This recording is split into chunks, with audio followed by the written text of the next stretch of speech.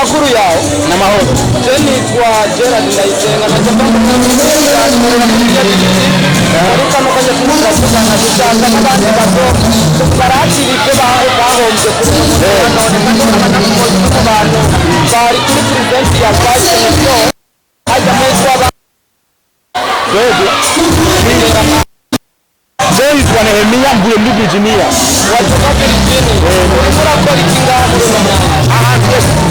ngira ndashaka kumubwira muri wanje witwa Ubumwe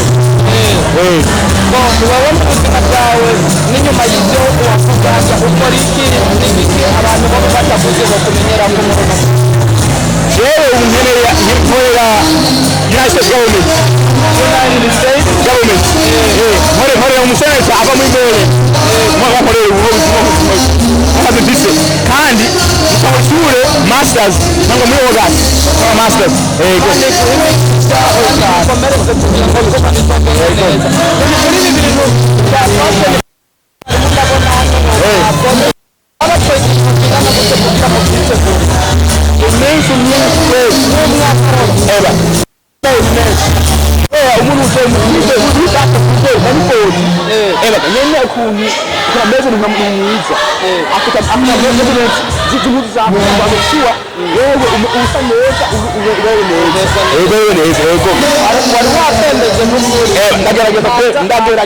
ndagerageza watambuka n'abakoze cyane bakijya ntabwo murayiga nayo nyene barabiga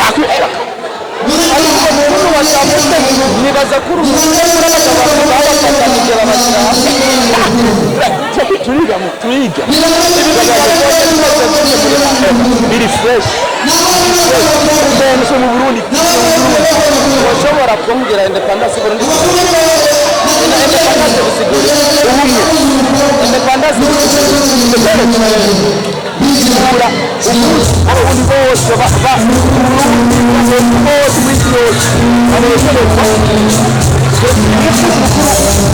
cyacu uko ikonje murakoze cyane n'abandi bazigama mu gihugu wanezerewe oya ari fresh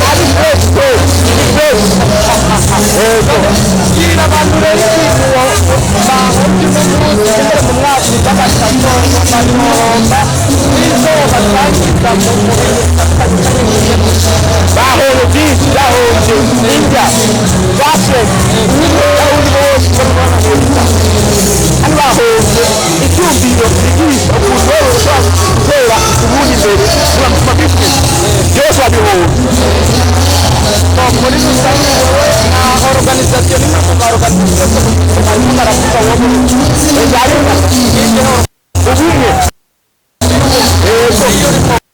gukora ibiki n'ibiki nze kuweka amagambo abwiriza n'abanyeshuri b'abafasha kugira ngo baheze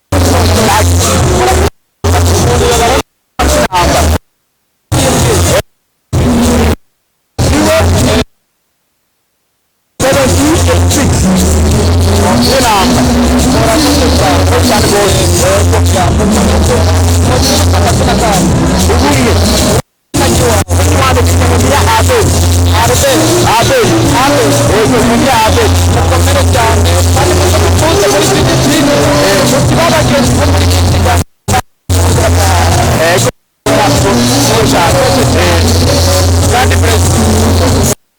one picture